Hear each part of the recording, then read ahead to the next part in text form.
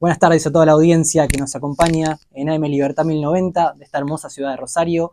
Hoy es miércoles 17 de julio, 16 horas 7 minutos, 10.9 grados la temperatura en la ciudad de Rosario, miércoles frío, lluvioso. Me presento para todos ustedes, mi nombre es Leonardo Bazán y soy quien les va a traer este programa llamado Perspectiva Política todos los miércoles de 16 a 17 en AM Libertad 1090. Bueno, arrancamos este nuevo proyecto. Y ante todo me voy a presentar con ustedes para que me conozcan. Mi nombre es Leonardo Bazán, como decía, tengo 27 años, soy estudiante de Derecho de la Universidad Nacional de Rosario, próximo a recibirme de abogado, periodista independiente y creador de contenido en redes sociales, especializado en periodismo político, y voy a ser quien nos acompañe en la conducción de este programa que llamamos Perspectiva, todos los miércoles 16 y 17 en el aire de AM Libertad. Con el fin de conocernos un poco más, vamos a explicar el formato de lo que va a ser este nuevo programa. Este podcast tuvo su origen con el nombre de Perspectiva Política hace aproximadamente 2 meses en mi canal de YouTube, Leonardo Bazán, por si lo quieren buscar, y en él recibimos a distintos referentes políticos de todos los espacios, a nivel regional, provincial y nacional, para conversar sobre las cosas que la gente quiere saber, sobre el ciudadano, sus derechos, sus necesidades y sobre todo la responsabilidad de los políticos en la función pública, que como sabemos, y que va a ser el enunciado estrella de este nuevo programa, financiamos entre todos a través de nuestros impuestos. La idea de este nuevo programa es continuar con los episodios de este podcast y seguir recibiendo referentes políticos de Rosario y de la región, para representar la voz del ciudadano común y para que sus necesidades reales sean tenidas en cuenta. No pretendemos discursos vacíos, pretendemos hechos, soluciones concretas a los problemas concretos de los ciudadanos en el día a día. Pero bueno, también con esta llegada a la radio, queremos ampliar el abanico de contenido y no solamente vamos a recibir a invitados del ámbito político, sino también economistas, deportistas, comerciantes, artistas, influencers y todo aquel quien realice una actividad que necesita difusión y que sea de interés para la sociedad. Una semana, continuando con el formato, vamos a estar recibiendo un invitado de estos sectores para poder entrevistarlo mano a mano, con participación de ustedes, los oyentes, a través de sus mensajes, que pueden dejarlos en el número de la radio. Y otra semana, incluido el día de hoy, el formato va a ser algo similar a un noticiero, con las noticias más relevantes de la actualidad política, traídas por quien les habla, Leonardo Bazán, y con lo más importante de la economía y de la actualidad deportiva, con 2 de los miembros de nuestro equipo, a quienes vamos a presentar a continuación. ¿Cuál es el equipo que me acompaña en este primer episodio de Perspectiva Política? En primer lugar, tenemos a Valentino Troviani, estudiante de Economía en la Universidad Nacional de Rosario, quien estará a cargo del segmento económico de este programa, con todo lo que tenés que saber sobre tu plata, la inflación, los aumentos, las inversiones y todo lo que tiene que ver con el día a día de la economía argentina. Por otro lado, tenemos a Octavio Carballo, estudiante de periodismo en el ISET número 18 de la ciudad de Rosario, quien va a estar a cargo de todo lo que tiene que ver con la actualidad deportiva de los clubes de la ciudad, tanto de Rosario Central como de Newell's Old Boys, además de la actualidad de Boca, River, Racing e Independiente, las cuestiones dirigenciales, el mercado de pases y todo lo que tiene que ver con las noticias del deporte en Rosario y en el país. En los controles nos va a acompañar el maestro, el señor Lautaro Faure, periodista de Borle Streaming y LT9 Santa Fe, será quien estará a cargo de la operación técnica, así que los controles de este programa están en las mejores manos. Tenemos también a Francisco en la parte técnica, estudiante de Derecho, experiencia y trabajo en redes sociales, marketing, negocios, edición. Va a estar a cargo de las cámaras, asistencia técnica y puesta en escena en las redes sociales de este programa. Y por último, quien les habla, con el segmento de política y quien será el conductor de este programa, Leonardo Bazán.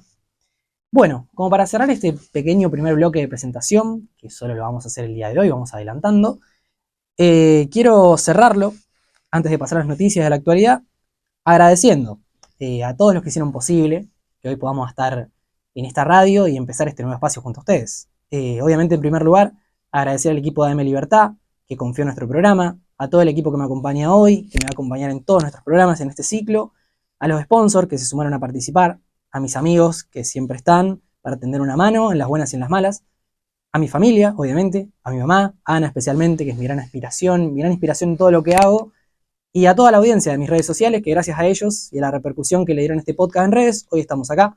Así que esperemos que esta nueva audiencia, que es la de la radio, tenga el mismo camino y que disfrute de este programa tanto como nosotros. Así que cerramos este primer bloque, vamos con algo de música, primera tanda, al volver sumamos al equipo al aire y arrancamos con esto que es Perspectiva Política. Vamos. Bueno, arrancamos este segundo bloque de Perspectiva Política, ya con el team completo, Octavio Carballo, Valentino Troviani. ¿Cómo están, chicos? Y gracias por acompañarme. Todo bien, todo bien. Todo bien. Mojado, pero bien. Qué día. Un día hermoso para arrancar cosas. Exactamente, Sí, hermoso no. para comer unos chipá adentro, con un Sí, café sí, con sí. leche, algo así. Ujú. Pero bueno, acá estamos y tenemos que contar la actualidad del país. Exactamente. Vamos a tener acá la actualidad deportiva junto a Octavio Carballo, compañero mío de muchos años en radio. Y bueno, la vida radial nos encuentra otra vez hoy. Primero que nada, quiero hacerlo ahora y seguramente lo voy a hacer cuando termine. Agradecerte otra vez por el espacio, por la oportunidad y por la confianza. Y bueno, Valentino Troviani, debut en radio, para que la Sí. gente lo sepa. El más Sí, sí. joven del equipo, ¿no? No, totalmente, un poco nervioso, pero bueno, la verdad también agradecido por poder estar acá y sobre todo porque es un incentivo para seguir estudiando y para seguir formándome como futuro economista. Así que bueno. Es nuestra pequeña joya. Sí, es la joya de la Es la cantera. joya de la cantera. Por favor. Un equipo que es la principal característica en común, es que tanto en operación técnica lo tenemos a Lautaro, a Francisco, nosotros tres acá, todos, digamos, de la misma edad prácticamente, todos muy jóvenes. Y bueno, era la idea que le queríamos traer a este programa como un nuevo aire y bueno, ver cómo podemos acoplarnos también a lo que es la actualidad hoy en día, ¿no? Vamos a arrancar, mucha simpatía, mucha alegría, pero bueno, siempre tiene que llegar alguien para contar las cosas que no siempre son muy alegres. Vamos a arrancar con la columna política de esta semana, que voy a estar a cargo yo. La primera noticia que vamos a hablar es la pelea de Milei con Victoria Villarruel. Todo el tema del veto, los jubilados, la discapacidad, los médicos y bueno, digamos, todo lo que pasó en el Congreso la semana pasada. Vamos a arrancar hablando de que el presidente Javier Milei recurrió a las redes sociales para atacar a sus críticos, pero en este caso, el blanco no fueron otros periodistas, no fueron opositores, sino que fue la vicepresidenta Victoria Villarruel, con quien mantuvo una acalorada discusión en los últimos días tras acusarla de traidora por presidir la sesión donde se debatieron aumentos de pensiones y la ley de emergencia para personas con discapacidad. El enojo de Milei se desató tras una contundente derrota en el Congreso, cuando el Senado aprobó mociones que buscaban aumentar las pensiones y prestaciones por discapacidad, a las que el presidente se opuso. A medida que se intensificaba el conflicto interno en el gobierno argentino, Milei compartió una serie de publicaciones de otros usuarios que criticaban a la vice, acusándola de no entender la economía, de ser populista y de alinearse con el kirchnerismo. Se aludía a las acciones de la vicepresidenta el jueves pasado, cuando autorizó la sesión que finalmente aprobó una legislación que no contaba con el apoyo de la Casa Rosada. En ese momento, ante las críticas de su gabinete y del propio presidente, Villarruel respondió: un jubilado no puede esperar y una persona con discapacidad menos. Que se ahorren los viajes y en la CIDE y ya está. Agustín Echevarne, periodista cercano al gobierno de Milei, agrega que Villarruel no solo traiciona al presidente, sino que también abraza el peor populismo, porque promete plata que no hay y ataca el equilibrio fiscal. Así hablan los que quieren aplausos fáciles, no transformar un país quebrado. Se la devoró su ambición de ser presidenta, igual que a Larreta. Es una lástima. Argentina necesita patriotas, no personajes ambiciosos a quienes les importa menos el país que su ambición personal. Obviamente Villarroel respondió a las críticas de Milei y dice: un presidente que ni siquiera puede estrecharle la mano a alguien con quien llegó al poder, nunca pierdo la compostura, escribió en la red social Instagram. Y en otro momento añadió: cuando el presidente decida comportarse como un adulto, podré saber cuáles son sus políticas, ya que no me habla. Como para cerrar con esto, tras las múltiples acusaciones en su contra, la vice se definió como nacionalista y negó cualquier vínculo con el kirchnerismo. En la Casa Rosada se sospecha que Villarruel quiere formar un equipo porque cree que puede reemplazar a Milei como presidente. Sin embargo, en el círculo presidencial se sostiene que los esfuerzos de la vice por establecer su propia estructura política no generan mayor preocupación.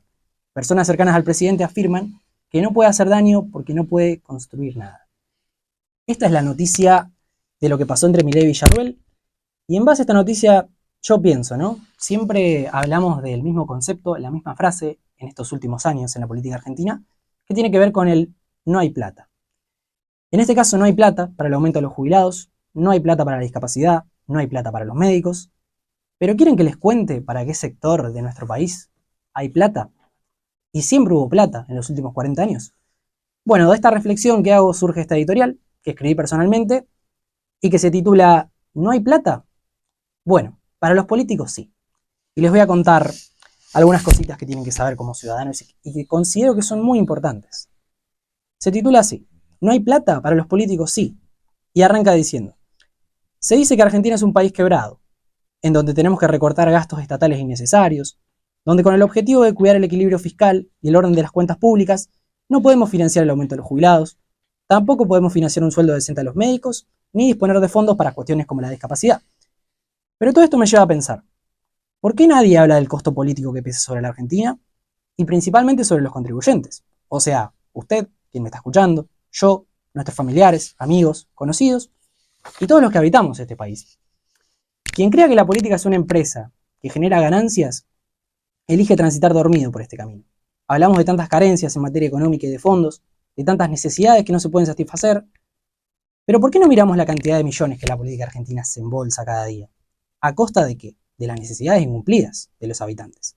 Hoy les voy a contar algunos datos, para que como ciudadanos sepan qué hacer con su plata, qué hacen con su plata, mejor dicho, ¿no? ¿Qué hacer ustedes? ¿Qué hacen? Y por qué después de 40 años muchas cosas parecen que no cambian en nuestra querida Argentina. Arranquemos por la Cámara de Senadores, muy breve el repaso, y les voy a contar que tras una nueva paritaria para los empleados del Congreso, los senadores pasarán a cobrar desde el mes próximo, escuchen bien, poco más de 9.5 millones de pesos mensuales.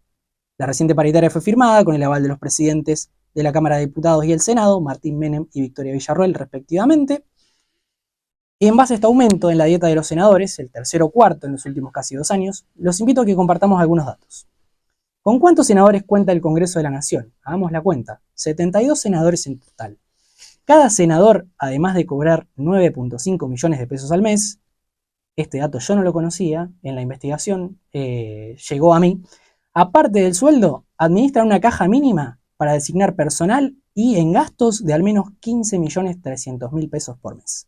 Esa cifra podría incrementarse notablemente si es que el legislador integra más de una comisión o si tiene algún cargo jerárquico.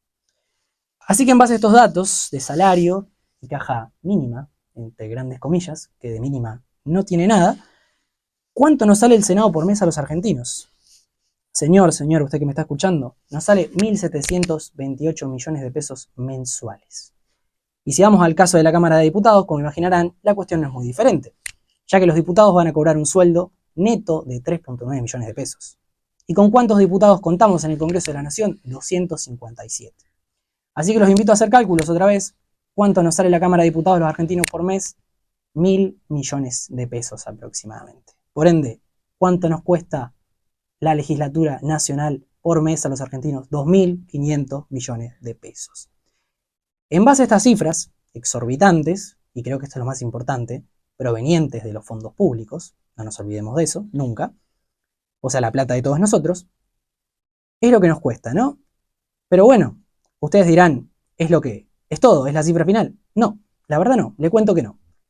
Ese cálculo que hice lo hago dejando de lado incluso a los 2.258 empleados con sueldos públicos que el Congreso posee. Teniendo en cuenta esas cifras, asciende a mucho más. Por lo tanto, como para cerrar esta primera noticia, que no es la más feliz ni la más alegre con la que quería arrancar mi programa, pero creo que es la más necesaria, como para que veamos dónde estamos parados, ¿no? La reflexión final que me invita a hacer es que si se preguntan por qué no hay plata para los médicos, ni para los jubilados, ni para la discapacidad, ya saben las puertas que tienen que ir a tocar. La plata existe, pero no para las necesidades del pueblo, sino para los intereses de la casta que destruye día a día nuestro país. La plata está, hay que ver en dónde. Así que bueno, arrancamos un poquito fuerte, disculpen si los traje a este vendaval de malas noticias, pero la realidad es una sola y como periodistas tenemos que contarla, porque de otra manera estaríamos desinformando. Vamos a lo más relajado, no tanto, vamos a la economía con Valentino. A ver, ¿qué tenés para contarnos? ¿Buenas noticias o más o menos?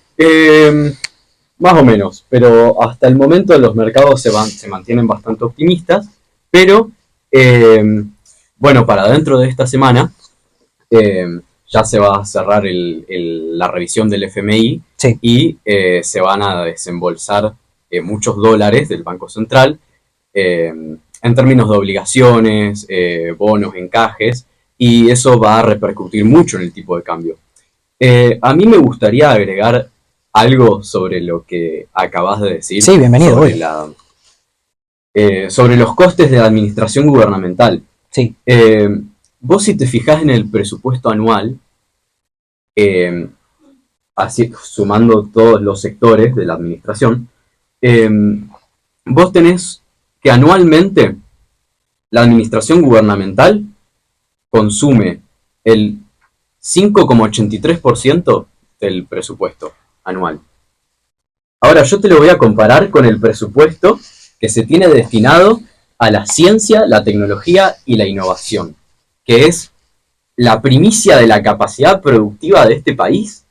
Eh, en ciencia y tecnología solamente se invierte un 1,15% del presupuesto.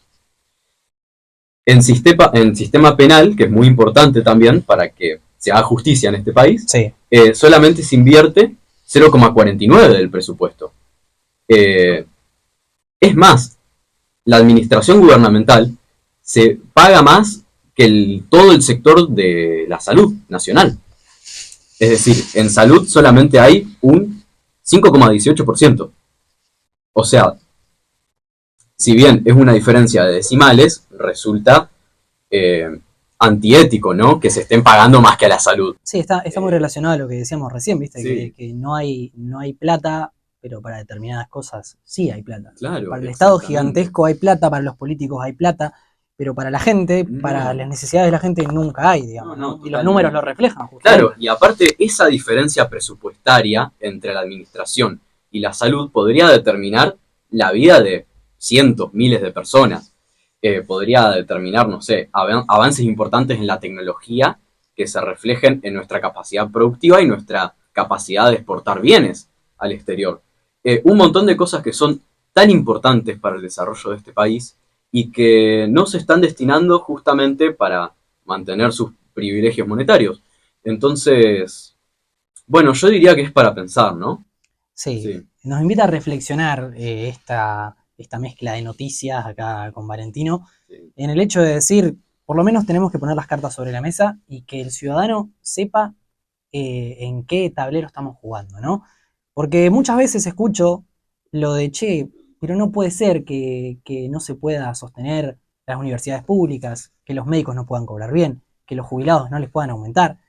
Y después ves estos números, esta barra basada de números que cobran los senadores, los diputados, los empleados del Congreso, y la cantidad de cargos públicos que tiene este país, y decís, che, la plata en realidad está, pero no está en el lugar correcto, digamos, ¿no? Y me sorprende que no escucho a ningún periodista, ni a ningún político, de ningún partido, vamos a aclarar eso desde el principio, para que no se partidice mi opinión, de ningún partido hablar de esto, ¿no? No veo a ningún político quejándose de lo que ganan, digamos, ¿no? Pero bueno, los invitamos a pensar y vamos con algo más relajado. Ya me estoy estresando, me duele un poco la espalda, el cuello y necesito descontracturar. Vamos con algo de deporte, ¿te parece, Octavio? Lamentablemente no tengo buenas noticias. No. O sea, vamos a seguir hablando de plata, pero más que nada una curiosidad. El día de ayer salió la cláusula más cara de la historia del fútbol argentino. 122 millones de dólares para el jugador, para muchos del momento, el delantero del momento, que es Adrián Maravilla Martínez de Racing Club. Qué jugador, totalmente. Gran jugador. Yo creo que esta medida que tomó el presidente Diego Milito, fue para contentar al hincha. Porque, voy a ser sincero y voy a hablar a lo criollo, se le escapó la tortuga. Con Maxi Salas se dejó claramente que Racing se manejó mal, que la dirigencia de Racing se manejó mal, que ya venía haciendo al hincha tenía varios descontentos y que, bueno, lo dejó, digamos, en claro con esto y ahora esto es como para tapar, que bueno, tenemos al jugador encima, Maravilla, ya siendo un jugador bastante grande, si no me equivoco, 32 años, está pensando retirarse en el club, digamos diciembre de 2028, sería ídolo del club, estamos pensando, pero es una realidad que Maximiliano Salas era el jugador al cual se tenía que blindar más que nada. Por una cuestión de que 28 años, se notó con el primer partido de River, Sí. se notó Bueno, un muy buen jugador debut. muy buen debut para y un jugador que transpiró la camiseta, corrió, así que pero sacando este tema de plata, vamos a hablar algo más tranqui. A ver. Volvió el fútbol argentino, Sí. volvió el torneo clausura. Buena noticia. Para los que somos de huesos amarillos, no tan amarillos porque el fútbol argentino pasó por tanto, el Apertura Clausura nos trae un recuerdo lindo de los 2000, que lastimosamente no es muy parecido, solamente comparte el nombre, Y ahora, bueno, en este torneo, a diferencia de la apertura, va a haber 2 descensos. Uno por torneo y el otro por promedio de la tabla general. Vayamos repasando los 3 equipos que están ya muy mal en el tema descensos y tema promedio del descenso. Muy jugados. Muy jugados, exactamente. San Martín de San Juan, Aldo Civi y Sarmiento de Junín. Volvemos a una liga, recordemos, 30 equipos, muchos equipos que para muchos deberían estar en la Primera Nacional. Gran invento de nuestro amigo Chiqui Tapia. Que no quiero hablar de política, seguimos, porque tendría para decir varias cosas también, pero sigamos. Es un invento que hace 10 años empezó y que no hemos vuelto a lo que era el viejo torneo de 20, 18 equipos. Pero para ir cerrando, porque ya creo que estamos más o menos sobre la hora del corte, seguimos después con más noticias, si es que tienen ganas de hablar. Sí, obvio. Vamos con la actualidad de los equipos santafesinos. Perfecto, después de la pausa entonces vamos a ir a la tanda, volvemos con la actualidad de Rosario Central, de Newell's Old Boys, tenemos más noticias en economía y en política también, tenemos que hablar de lo que está haciendo la noticia política de la semana, que es la reforma constitucional en Santa Fe, vamos a hablar un poco de eso, también de la salud de la locomotora Oliveras, y por último también vamos a estar hablando en la parte política de lo que tiene que ver con Cristina y la causa Otesur Los Sauces, que hay muchas novedades que la Corte está solicitando. Así que vamos a la tanda y volvemos con perspectiva. Seguimos en perspectiva política, arrancamos este nuevo bloque y volvemos a la política de la provincia de Santa Fe, en este caso, una noticia que es la más importante que se está dando esta semana, que es la reforma de la Constitución. Arrancó esta semana, el día lunes, la Convención Reformadora de la Constitución Provincial, que rige desde el año 1962 y que, entre otros puntos, permitiría que se habilite la reelección del gobernador Maximiliano Puyaro. Previo al inicio del debate, el día lunes, se informó que se ausentaría la exboxeadora Alejandra Locomotora Oliveras, quien sufrió un ACV isquémico y que fue internada en terapia intensiva. Actualizando esta noticia, el día de hoy, veíamos en los distintos medios que hoy le hicieron una operación, digamos, ¿no? Y que su pronóstico es reservado.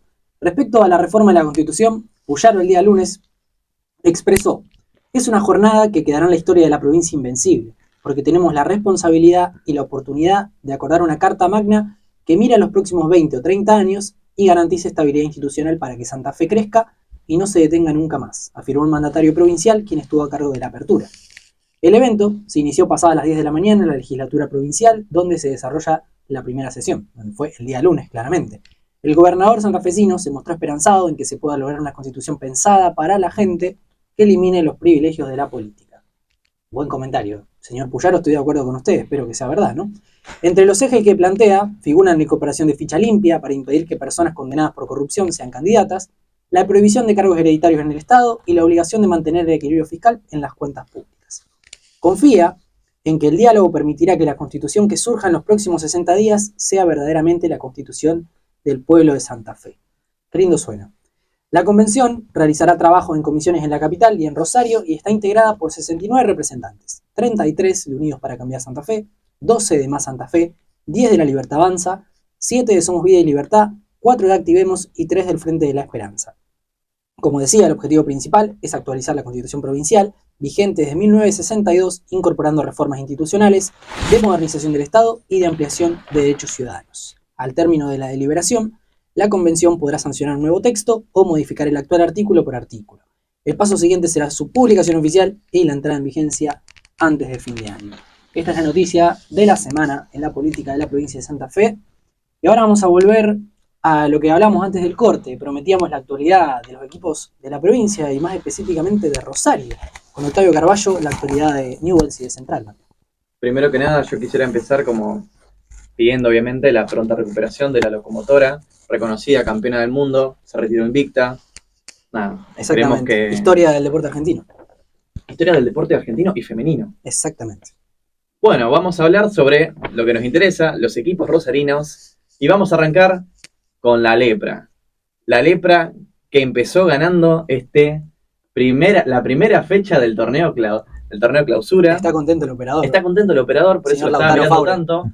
Yo, la verdad que no quiero hablar tanto porque teniéndolo a él, siendo el especialista, el hombre Newell's, me gustaría, por favor, podría dar su voz y opinar qué le pareció. Primero, antes que nada, quiero hablar de que fue un partido muy duro para la Lepra. Empezado antes del partido, ya Keylor Navas, que empezó una novela. ¿Qué novela la de ¿Qué novela la de Keylor Navas? Dijo que no iba a jugar por un supuesto malestar estomacal. El hincha Newell's no le creyó para nada. Arrancó con un pibe que debutó atajando, el cual, por lo que escuché, la verdad no vi mucho el partido, dicen que se le resbaló la pelota de las manos.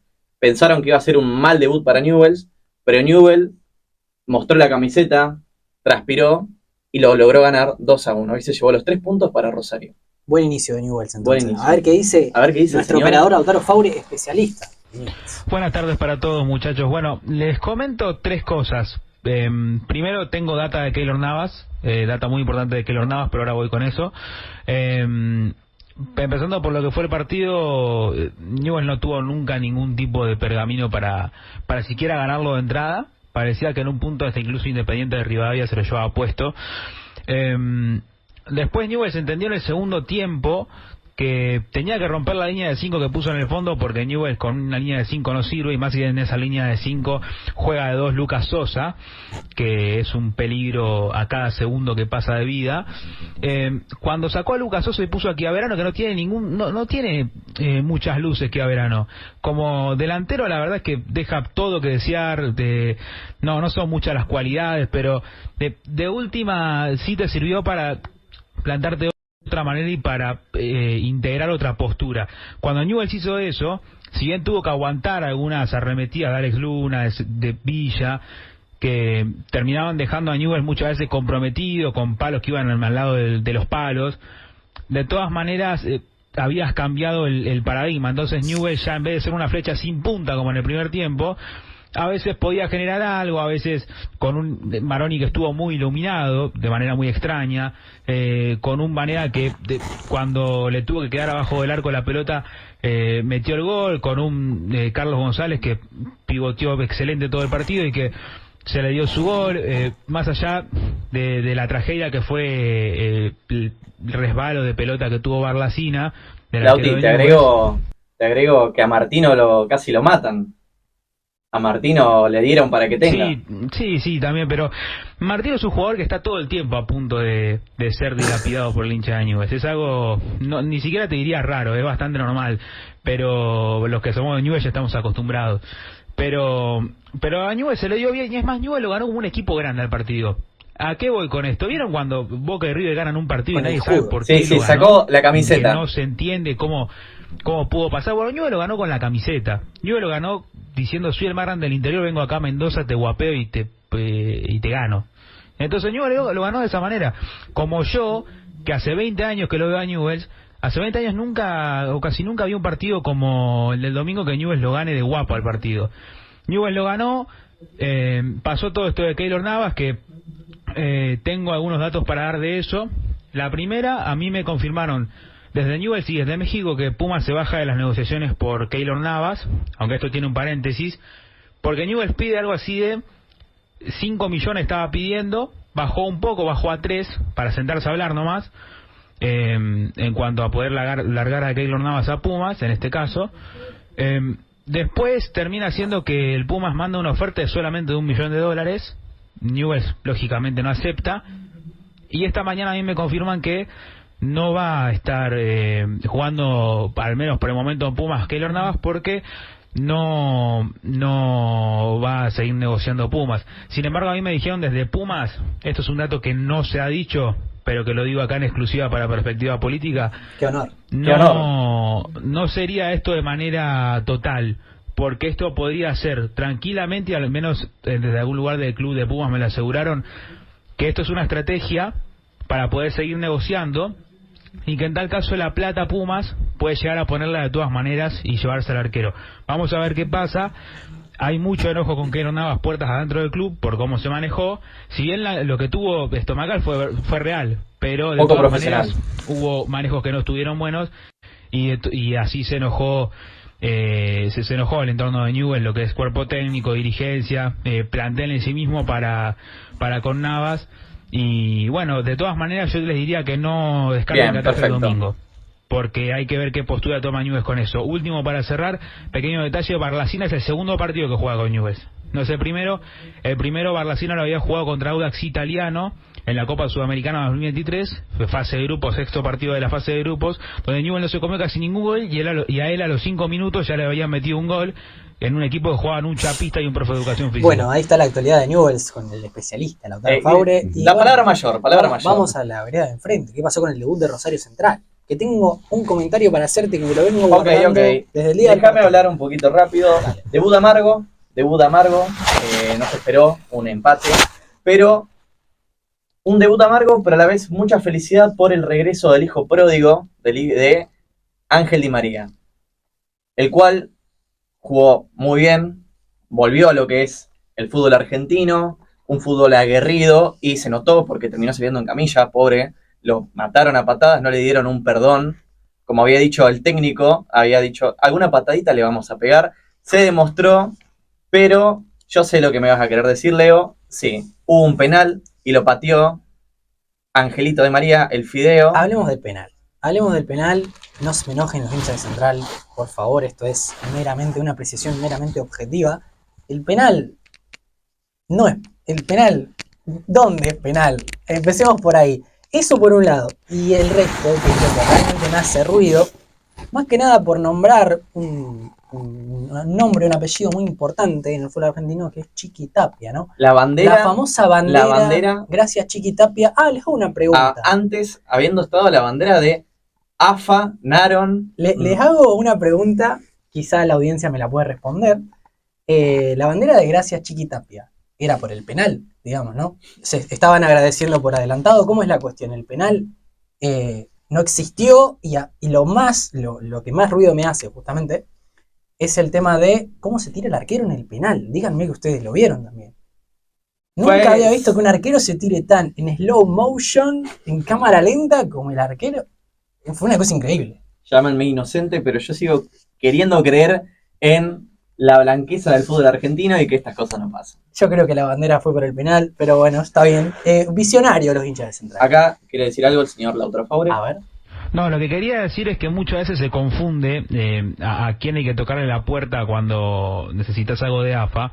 El que da las cosas de AFA no es Tapia, es Tobillino, porque a Tapia no le importa absolutamente nada el fútbol argentino. Tapia lo único que quiere es jugar al truco cada 3 meses con Messi, tomar mate con De Paul y que le vaya bien a la selección argentina. Y que le sequen la nuca. Al fútbol argentino. Él lo único que quiere es que le vaya bien a la selección argentina, y de la AFA, en cuanto al fútbol argentino, se encarga Pablo Tobillino. Por lo tanto, la buena relación tiene que estar ahí. ¿Por qué? Porque muchos putean a Chiqui Tapia, con justa razón, porque igual termina teniendo responsabilidad, pero el que se está encargando del fútbol argentino es Pablo Tobillino, que tiene más de una cosa para revisar en su haber igualmente. Pero de todas maneras, es así como se diagraman las cosas en AFA. Claro. Muchas gracias, Lauti, por tu aporte. Gracias, no me salía.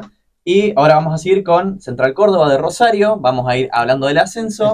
El Charrúa, nuestro gran querido Charrúa, que ganó 3-0, goleó a Claypole y está puntero en su zona en la primera C. Que es la zona A. Quiero conocer, voy a aprovechar esto para decir, quiero conocer la cancha del Charrúa. Así que si alguien del Charrúa me está escuchando y ¿Querés conocer el Gabino Sosa? Quiero conocerlo. Quiero ir, grabar un videito, hacer entrevistas. Me genera, yo vivía cerca de ahí, nunca fui, y la verdad que me genera curiosidad, quiero ir. Vamos a seguir hablando con el otro rosarino, que es Argentino de Rosario, el Saladito. Empató 0-0 con Estrella del Sur, un equipo del conurbano bonaerense, para los que no saben, cerca de Alejandro Korn. Y está cuarto, digamos, en la otra zona de la primera C, que es la zona B. ¿Y querés que pase rápido por lo que fue los equipos santafesinos? Dale. Dame un flash informativo. Unión ganó 1-0 contra Estudiantes y Colón ganó después de 5 fechas de perder. Bien, Colón. Volvió a la victoria al Sabalero. Está, si no me equivoco, está entre los últimos, casi último no, pero está peleando la zona para mantenerse, digamos, en la B, en la Primera Nacional, perdón. Sí, pasando un momento muy complicado. Está pasando un momento muy complicado. Deportivo e institucional. Sí. Y repaso rápidamente los próximos partidos. Sí, dale. Newell's va a jugar el domingo contra Banfield de local a las 16:45. Central va a jugar el sábado contra Lanús de visitante a las 16:30. Después Colón va a jugar el sábado contra Gimnasia de Mendoza de local a las 17. El Charrúa va a jugar el lunes a las 15:30 contra Deportivo Español de visitante. Sí. Y el Saladito va a jugar el sábado a las 15:30 también contra General La Madrid. Vamos de local. Vamos al Charrúa. Me voy a conseguir una camiseta del Charrúa. Eso lo vamos a tener seguramente y lo vamos a traer al programa para que vean que acá las promesas se cumplen porque políticos no somos. Arranquemos por ahí. Vamos, ahí teníamos toda la actualidad deportiva con Octavio.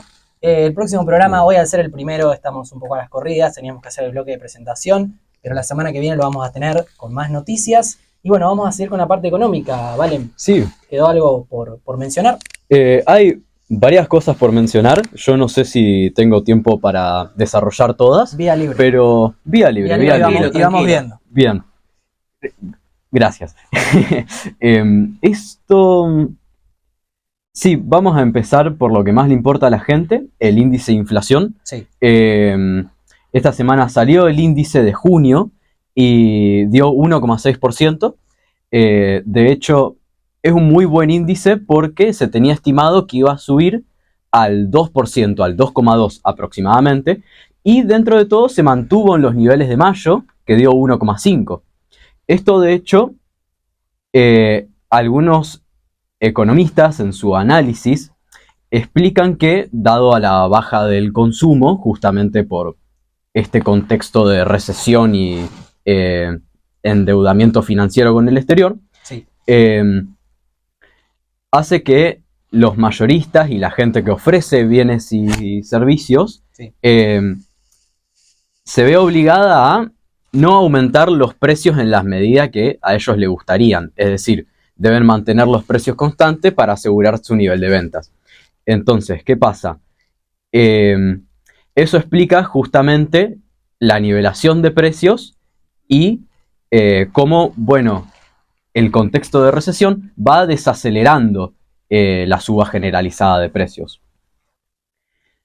¿Es una buena noticia Sí. para el bolsillo entonces? De hecho, sí, es una buena noticia a nivel macro, Sí. pero a nivel micro tenemos una realidad que es un poco preocupante, que se trata justamente de que se le han quitado exenciones impositivas a la financiación de las pymes.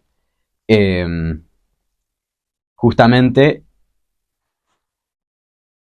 Un sector muy importante. Las pymes, no, igual. sí, sí. O sea, son el motor del país que muchas veces se las ahoga impuestos. Durante muchos años se las ahogó impuestos. Sí, totalmente. Y de hecho... el funcionamiento y el crecimiento. Claro, en el sector nacional la CGR es una entidad súper importante que financia a las pymes, no, y que ahora el Congreso le ha quitado exenciones impositivas que justamente le representan sumas de 136 millones de dólares anuales. Esto yo lo interpreto como una medida de Milei justamente para aumentar las arcas del Banco Central. Claro.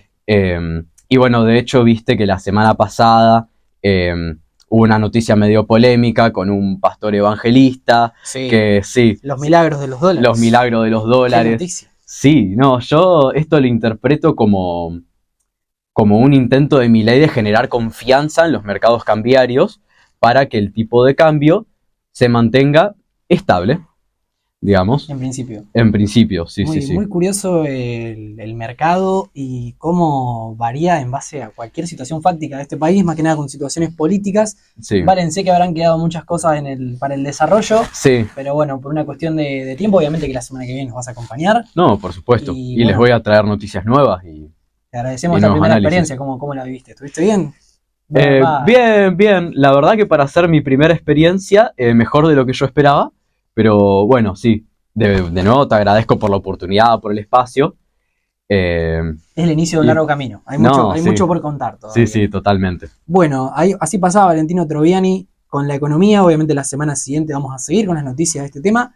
Voy a cerrar, antes de ir al último bloquecito, con una noticia de política, que es que la Corte designa a 3 expertos para calcular la fortuna de los Kirchner ante el juicio que más los preocupa. El jueves 10 de julio ingresó a la Corte Suprema de Justicia un oficio firmado por el Tribunal Oral Federal número 5 que tiene a su cargo la realización del juicio de las causas Otesur y Los Sauces. El pedido específico es ponerle un número a la fortuna de Cristina y Máximo Kirchner. Los bienes muebles e inmuebles se volcaron en 3 páginas y para realizar la tarea requerida fue necesario designar 3 tasadores oficiales. La medida se impulsó después del rechazo al levantamiento de los embargos que había pedido la defensa.